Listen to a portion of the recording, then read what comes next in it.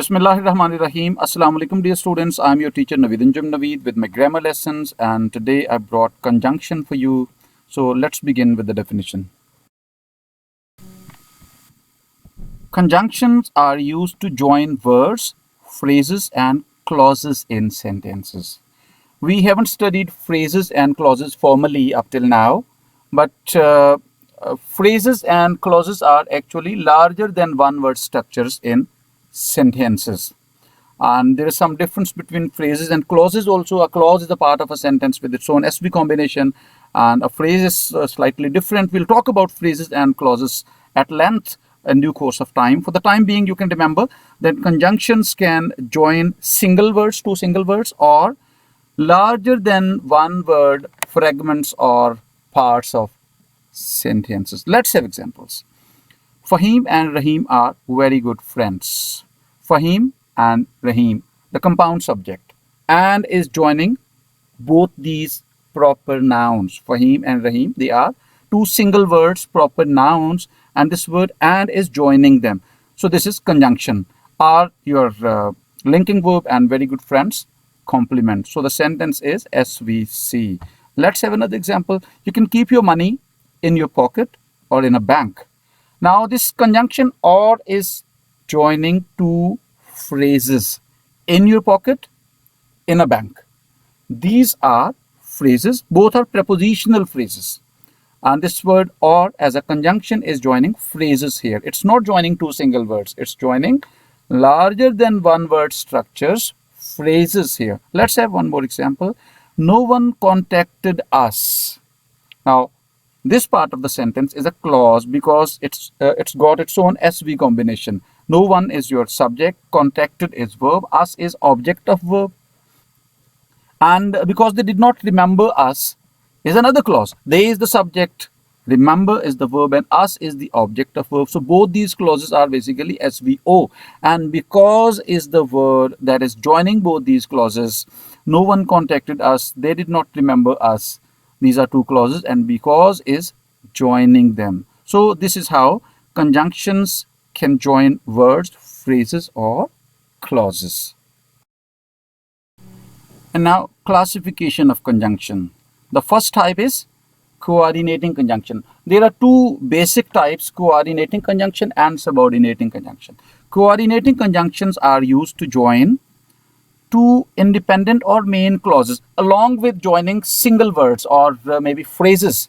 They are used to join main clauses or independent clauses. Now, what is a main or an independent clause? We'll go into details when we study clauses. For the time being, you should remember, or just to understand the concept, that a main clause is something that contains the main idea of the sentence. So where there are two main clauses, the ideas or the information presented by both those clauses is of equal importance. They are parallel to each other, the ideas presented in both the main clauses. If there are two main or independent clauses in a sentence, you can't say that the main idea of the sentence is in one of those two clauses. Both the ideas, both the both pieces of information presented by those two clauses are of equal importance. This is what main clauses are. Similarly, if a coordinating conjunction joins two phrases or single words, they are of somewhat equal importance meaning wise. As far as the meaning of the sentence is concerned, they have got equal importance. They are parallel to each other, the words or the phrases or the clauses joined by these coordinating conjunctions. They've got four subtypes. So instead of having examples, we'll directly move on to those four subtypes. Within those four subtypes, subclassification of coordinating conjunction, we'll be having examples also. So let's move on to the first subtype of the first one is cumulative or copulative conjunction. As the name suggests, it will simply join without having any additional meaning, without having any additional layer of meaning. It will simply connect two different parts. He killed the robbers and his wife buried them in the garden. He killed the robbers is one clause. His wife buried them in the garden is another clause. And is simply, it's having a cumulative effect. It's joining both of them without any additional semantics or meanings. The next type of coordinating conjunction is adversative conjunction. As the name suggests, the ideas presented by both the clauses that will be joined by this type of conjunction will be opposite to each other. Adverse is the opposite side. So there'll be opposite ideas joined by these adversative conjunctions. Let's have examples. They are of equal importance, both the ideas, but they make a contrast with each other. They are opposite to each other. He was hungry, but he did not eat. But is the conjunction here, and he was hungry and he did not eat are two different ideas. They are opposite to each other. When you're hungry, you would usually eat something. If you're hungry but still you don't eat anything, then you're doing the opposite to what you are expected to do. So something opposite to the expectation or routine is happening. That's why we are using this conjunction. But over here, both the ideas have got equal importance, but they are making a contrast with each other. They are opposite to each other. Let's have next examples. He got up early, still he got late. When you get up early, you are expected to be on time. Still he got late. So it's joining two opposite ideas. She is not busy, only she does not want to come. When you're not busy, you are expected to come to join the party. So, but you're saying that you're busy. You're not busy. You just don't want to come. So only is joining two opposite ideas. She was very poor, yet she paid the dues in time. So what happens when you are very poor? Most of the times you fail to pay your dues in time. Yet she paid the dues in time, yet is joining two opposite ideas. She did the opposite of what she was expected to do. So this is how adversative conjunctions join two opposite or adverse ideas that are making a contrast with each other. The ideas presented in both those clauses are equal in importance. Only their direction, their meanings are opposite to each other. They are making a contrast. The next type of coordinating conjunction is disjunctive or alternative conjunction. Once again, it's very clear from the very name of this type of conjunction that they'll present two different options, alternatives, and you can do either this or that. You can choose between two of those options, any one of those two options presented by the ideas connected through these disjunctive or alternative conjunctions. They express a choice between two options. So let's have examples. He must cook some potatoes or go out for dinner. Now, there are two ideas, two propositions or facts or suggestions. So one has to be chosen. One of the two has to happen. Either he has to cook some potatoes or maybe he'll have to go out for dinner. One of the two options is to be chosen. She must see a psychologist, otherwise she'll go mad. She probably has already gone mad. That's why she needs to see a psychologist. But well, she's not fully mad. And if she doesn't see a psychologist anytime soon, she'll go fully mad. Well, she must see a psychologist. That's one of the two options. Otherwise, she'll go mad. That is the other option. Choose one out of the two. They found neither hostages nor their dead bodies in the deserted building. Now, neither hostages nor their dead bodies. One of the two options has to be taken, has to be chosen. So neither nor and either or. Either can also be used in combination with or. They are coordinating conjunctions. And they are disjunctive or alternative conjunctions where you have a choice. You can choose one option out of the two available options. Run full blast, else you will be left behind. Either you have to run full blast or you will be left behind. One of the two ideas. So this is all about disjunctive or alternative conjunctions. They present two options out of which one can be taken. And now, elative conjunction. They are used to infer a fact. To infer means to make a guess. In such sentences where elative conjunction is used, a situation is presented, and looking at that situation, a possible reason is just guessed, it's inferred. And the elative conjunction comes in the start of the clause in which that situation is presented.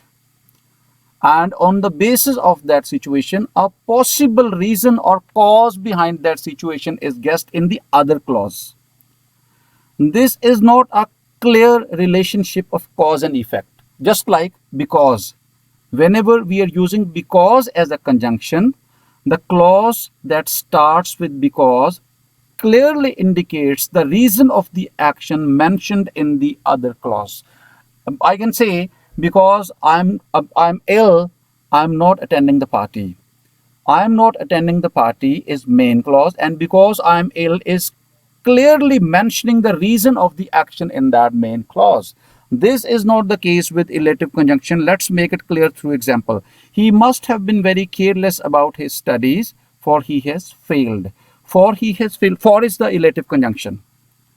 It has been used in a sentence where there is a situation, and looking at that situation, we are making a guess about the possible reason behind that situation. And one difference between for and because में reason बताई जाती है, और दूसरी वाली clause में जिस sentence में बिकॉज होता है उस रीजन का रिजल्ट शो किया जाता है. Because he was riding very fast, he made an accident. क्योंकि वो बहुत तेज बाइक चला रहा था, उसका एक्सीडेंट हो गया. अब ही मेड एन एक्सीडेंट में मेट आपका एक्शन है, and the reason behind this meeting of accident is being indicated by the clause starting with because he was riding very fast. इसमें क्या बताया जा रहा है? Reason of the action in the main clause. And with the sentences where for is used as a conjunction, it's the other way around. यहां पर for से आने वाली clause में cause नहीं बल्कि result बताया जा रहा है. कॉज तो he must have been very careless about his studies में है, क्योंकि वो अपनी पढ़ाई के मामले में बहुत ज्यादा गफलत बरतता रहा होगा, क्योंकि वो फेल हो गया. For he has failed. तो one difference between because and for, कि फॉर जिस क्लॉज में आ रहा है उसमें कॉज नहीं है बल्कि रिजल्ट है. दूसरा मेजर डिफरेंस, यहां पर एक रीजन दी गई है, he must have been very careless about his studies में, but this reason is not definite. This is just a guess. There could be other reasons behind his failure. Maybe he was unwell. Maybe he couldn't attend his school for some other reasons. Carelessness is not the only cause or reason of failure of students. यहाँ पर categorically इस clause में ये नहीं बताया गया कि चूंकि वो अपनी पढ़ाई के मामले में गफलत बरतता रहा है इसलिए वो फेल हुआ है. नहीं, इसमें हमने एक तुक्का लगाने की कोशिश की है, अंदाजा लगाने की कोशिश की है. किस चीज को देखकर अंदाजा लगाया? उसकी नाकामी को देखकर अंदाजा लगाया है. फॉर ही हैज फेल्ड, ये जो क्लॉज है इसमें एक सिचुएशन प्रेजेंट की गई है, कॉज नहीं, और इस सिचुएशन का एक पॉसिबल कॉज दिया गया है दूसरी क्लॉज में. So use of for and because are very different in English language. Some students and some educated people also, they confuse both of them and they use them interchangeably, which is wrong. For को because की जगह पे use करना और because को for की जगह पे यूज करना वो सेंटेंस के मीनिंग को बिल्कुल चेंज कर देता है. ठीक है, अब मैं ये कह सकता हूं कि he has been very careless about his studies because he has been very careless about his studies he has failed. क्योंकि वो गफलत, अब मुझे ये बात पता है जब मैं ये सेंटेंस बनाता हूं कि because he has been very careless about his studies, I know the reason, definitely the reason is definite. He has failed, ये उसका रिजल्ट हो गया. क्योंकि वो पढ़ाई के मामले में गफलत बरतता रहा है इसलिए वो फेल हो गया है. लेकिन ये उससे बहुत डिफरेंट है.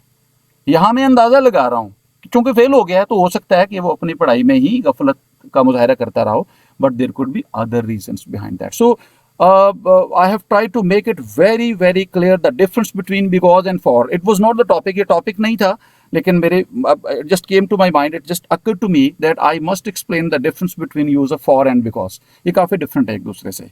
And there is a tip for you, because for is also used as a preposition. For you, for me, for my brother, for his father, for your mother.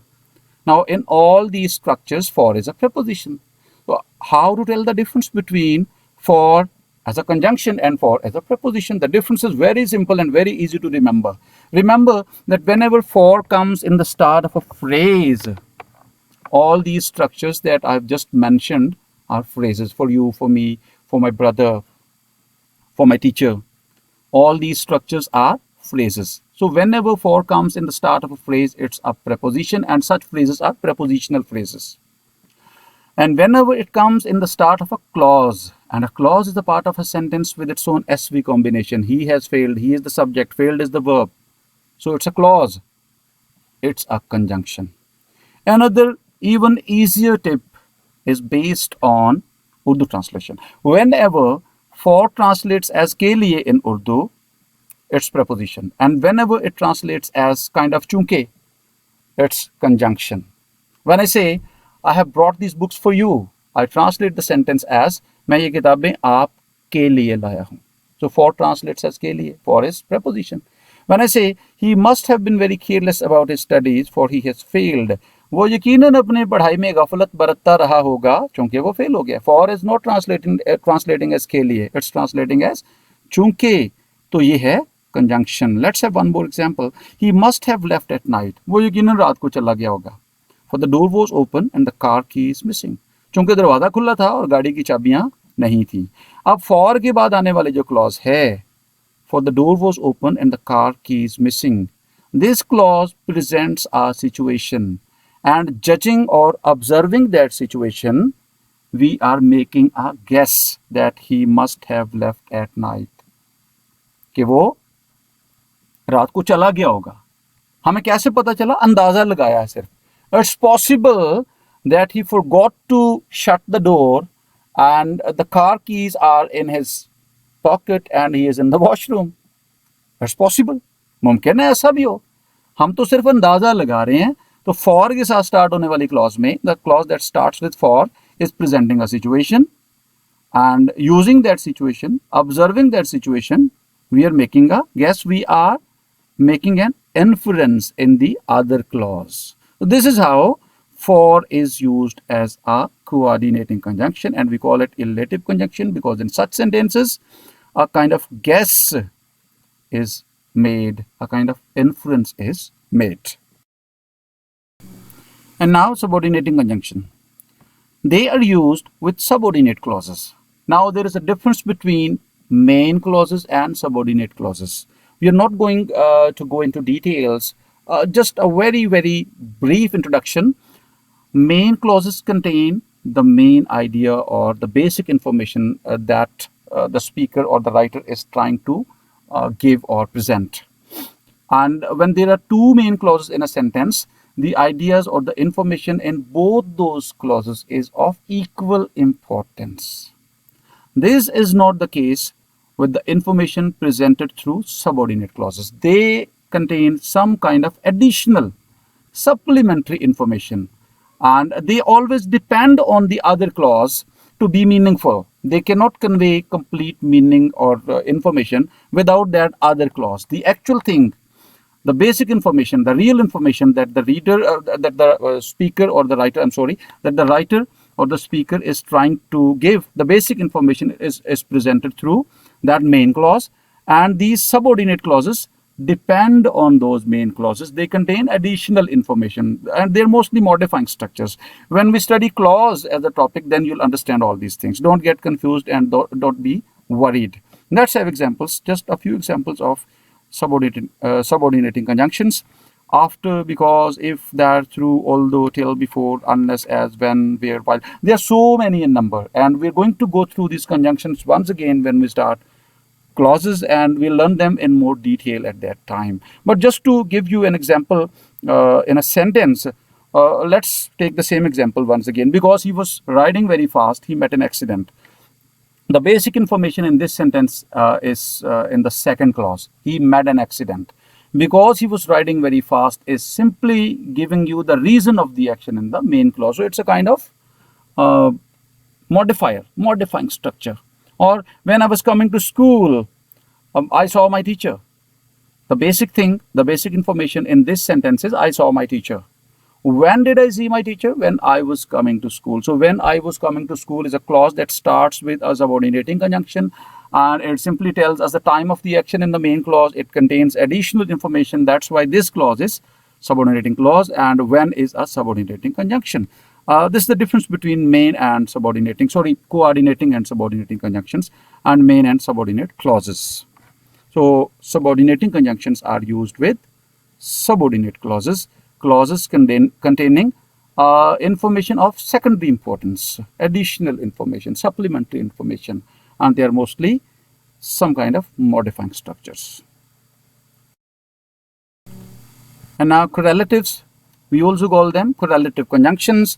They are not classified on the basis of being used with main clauses or subordinate clauses. Their classification is basically structural, and their definition is also based on their structure. They are always used in pairs. Let's have examples. Either or, when they are used in a pair, neither nor, both, and thou, yet, whether, or, not only but also. Whenever they are used in pairs like this, they are they're called correlatives or correlative conjunctions. Just to give you a couple of examples, either you can dine at home or you may go out for dinner at a hotel. Now, either and or have been used in two different clauses, and there was an example on one of the previous slides also. I think it was neither and nor, or maybe either and or. So in this way, they can be used, with two different words or two different clauses, and they're always used in pairs, and we call them correlatives. Both he and his sister are very intelligent. Now, both and adjoining he and his sister. So both he and his sister are very intelligent. So both and used in a pair are correlatives or correlative conjunctions. So that's it, and that's all about correlatives. And now compound conjunctions. Compound conjunctions are, they consist of more than one word. They are word combinations functioning as conjunctions. A few examples are in order that, on condition that, even if, so that, provided that, as thou, inasmuch as well as soon as if. We are going to come across a very similar structure known as phrasal preposition, and I'm telling you in advance that you'll get confused. You'll be unable to tell the difference between compound conjunctions and phrasal prepositions because they are also word combinations functioning as prepositions. So let me explain the difference right now in advance. Whenever there is a combination of words about which you are confused, whether it's a compound conjunction or a phrasal preposition, look at the last word. If the word at the end of that word combination is a conjunction, then it's a compound conjunction. And if the word at the end of that word combination is a preposition, then it is a phrasal preposition. We'll have examples of phrasal prepositions when we study that topic. After this, I'll be recording my video on prepositions. For the time being, let's take a closer look at all these word combinations in order that. So that, again that, if, that, thou, as, and if. All these, that, if, so, thou, and as, they are all basic conjunctions. So whenever there is a conjunction at the end of a word combination, then it could be a compound conjunction. That was the tip to know the difference between compound conjunctions and phrasal prepositions. And compound conjunctions, let me repeat, they are word combinations functioning as conjunctions. And that was all about conjunction. I hope I've made it clear, and I hope you have understood each and every aspect of today's topic. Thank you very much. Allah Hafiz. You can ask your questions for me directly through WhatsApp or in the comment section. I'll try to respond in a timely manner. Thank you very much. Allah Hafiz.